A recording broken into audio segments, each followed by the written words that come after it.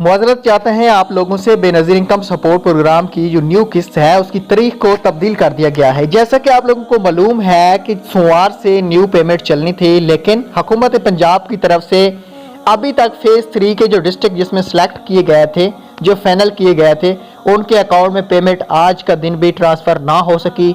इसका मतलब ये कि पेमेंट में अब थोड़ा सा डिले होने जा रहा है। सोमवार मंगल बुध तक आपकी पेमेंट अकाउंट में लगेगी। जुमेरात जो जुम्मे से चांस मुकम्मल है कि आपकी पेमेंट चल जाएगी।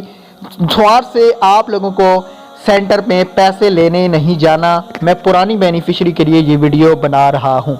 तो दोस्तों, अगर ये आपको छोटी सी वीडियो, छोटी सी इन्फॉर्मेशन अच्छी लगी हो, हमारे चैनल को सब्सक्राइब कीजिएगा, ऑन स्किल के साथ जुड़ के रहें।